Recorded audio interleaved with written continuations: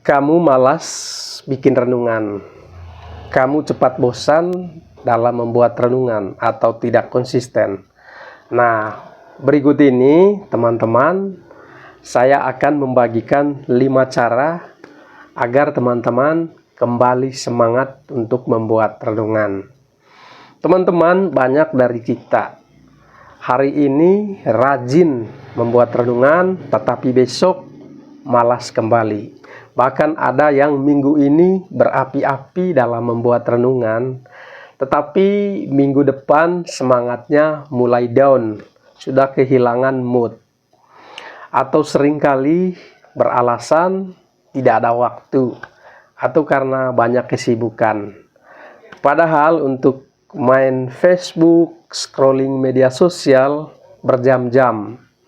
Nah, teman-teman, tentu pengalaman seperti itu bukan hanya terjadi pada teman-teman saja, karena hampir semua para pewarta atau penginjil pernah mengalami hal-hal seperti itu. Nah, dalam video kita kali ini, kita akan membahas beberapa teori. Ini bukan hanya teori semata, tetapi bisa membuat teman-teman akan lebih konsisten, entah itu renungan harian atau juga renungan mingguan. Tanpa berlama-lama, mari kita awali dari kira-kira apa sih masalahnya, kenapa banyak orang yang gagal, yang malas, bosan, kehilangan mood untuk tetap konsisten menulis sebuah renungan atau membagikan renungan, baik itu di lingkungan KBG ataupun di media sosial. Yang pertama, seringkali karena tidak punya sistem. Yang kedua, seringkali bergantung kepada mood. Tunggu ada semangat niat dulu baru mau buat renungan. Yang ketiga, masalahnya renungan yang sempurna. Banyak orang takut tidak sempurna dan sering lupa bahwa renungan itu bukan tugas, tapi ibadah pribadi kita dengan Tuhan. Renungan itu bukan soal konten, tetapi soal perjumpaan pribadi lewat sabdanya, lewat firman-Nya. Seperti di dalam Injil Matius bab 4 ayat 4 katakan, manusia itu bukan hidup dari roti saja, tetapi dari setiap firman yang keluar dari mulut Allah. Bahkan teman-teman, Gereja Katolik dalam KGK 2700 menyatakan, walaupun doa batin itu penting, doa lisan yang teratur tetap diperlukan. Nah, doa ini membentuk disiplin dan kesetiaan. Oleh karena itu, teman-teman sekalian, berikut ini saya akan membagikan 5 langkah atau 5 solusi buat teman-teman agar tetap konsisten, tetap rajin untuk membuat renungan, baik itu renungan harian ataupun renungan mingguan.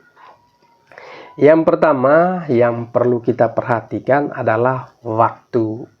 Teman-teman harus sediakan waktu yang khusus. Jangan pilih waktu sisa dari waktu teman-teman, tapi pilih waktu yang khusus untuk membuat renungan. Misalnya pada pagi hari jam 5 atau jam 6, mana yang cocok dengan teman-teman. Dan ini bukan soal durasi berapa lama, tapi soal kesediaan teman-teman. Tetap setia dan rutin di dalam membuatkan renungan. Karena itu pernah dilakukan oleh Yesus sendiri. Di dalam kitab suci dikatakan Yesus bangun pagi-pagi sekali, pergi ke tempat tersembunyi untuk berdoa. Maka kita juga dengan bangun pagi sediakan waktu membuat renungan, itu akan lebih baik relasi kita dengan Tuhan.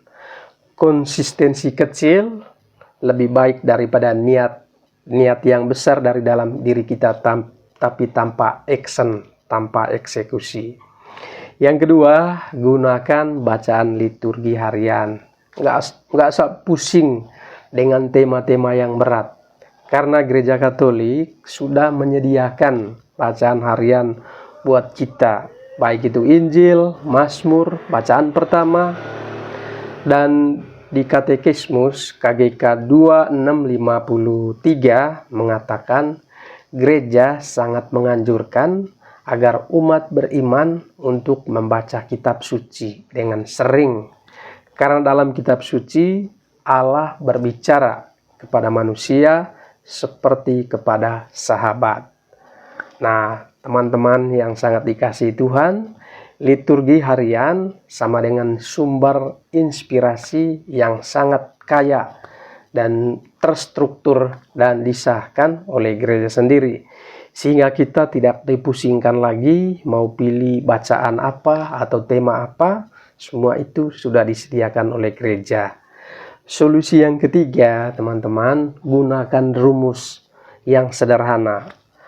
Pakai struktur tetap agar tidak capek untuk mikir ulang setiap hari, gonta-ganti rumusnya. Tapi teman-teman harus tetapkan satu rumus. Contohnya teks, konteks, aplikasinya. Atau bisa ditukar konteks dulu, kemudian teks kitab sucinya, baru aplikasinya apa. Atau bisa gunakan juga Lexio Divina. Nah, teman-teman, struktur sederhana sama dengan mental tidak cepat lelah, karena kita sudah tahu rumus-rumusnya. Langkah yang keempat, mulai dari diri teman-teman sendiri. Renungan pertama bukan untuk orang lain, bukan untuk jadi konten, tapi tulis dulu untuk jiwa teman-teman sendiri, jiwa kita sendiri. Santo Gregorius Agung berkata, seorang pewarta itu tidak boleh mengajar hal-hal yang lebih dahulu ia hayati sendiri. Artinya kita harus merasakan dulu, baru kita bagikan ke orang lain. Dan kalau kamu menulis untuk dikagumi, kamu akan cepat lelah. Kamu akan cepat bosan, terasa berat.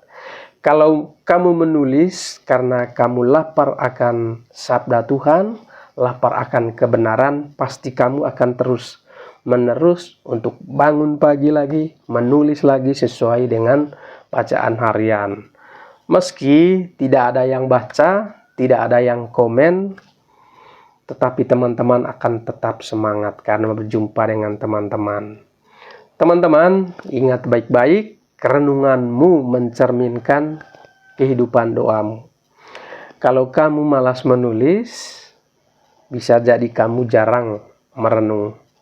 Dan konsisten menulis adalah buah dari konsistensi mendengarkan Tuhan melalui sabdanya setiap hari. Karena dalam kitab suci juga dituliskan, berbahagialah orang yang merenungkan Taurat Tuhan siang dan malam. Wow, begitu firman Tuhan mengalir di dalam diri kita, maka hidup kita akan senantiasa dipenuhi dengan sukacita, dipenuhi dengan kedamaian, tidak mudah terpengaruh oleh hal-hal yang ada di dunia ini. Dan Santo Hieronymus mengatakan, mengabaikan kitab suci adalah mengabaikan Kristus, atau tidak baca kitab suci sama dengan tidak mengenal Kristus. Itu menurut Santo Hiro. Teman-teman sekalian, menulis renungan secara konsisten, secara rutin, bukan sekedar tugas rohani, tapi bagaimana cara menjaga hubungan intim dengan Tuhan setiap hari. Semakin banyak firman-firman yang kita baca, semakin banyak firman-firman yang kita renung, tentu itu sebagai pelita bagi hidup kita. Untuk itu, dari sekarang saya mengajak teman-teman, sebelum membuat renungan, berdoalah terlebih dahulu, baru teman-teman menulis mengerjakan tugas tersebut. Yang kedua, tetapkan waktu khusus, seperti yang sudah sampaikan tadi. Setiap hari harus konsisten. Kemudian yang ketiga, pakai struktur yang konsisten atau rumus yang telah saya bagikan tadi. Yang terakhir, simpan ide dan tulis di dalam dirimu. Jangan tunggu mood, jangan tunggu sempurna, jangan tunggu pintar seperti ahli-ahli teologi baru kamu menulis. Jangan seperti itu. Yang Tuhan cari bukan tulisan yang viral, bukan karena kehebatan kamu, tapi hati yang mau setia, hati yang mau dibentuk oleh Tuhan. Dalam kitab suci dikatakan, barang siapa setia dalam perkara yang kecil, ia juga setia dalam perkara yang lebih besar. Lukas 16 ayat 10. Jadi, teman-teman sekalian, renungan bukan sekedar tulisan. Itu adalah saksi dari hati teman-teman yang sedang mendengarkan firman Tuhan.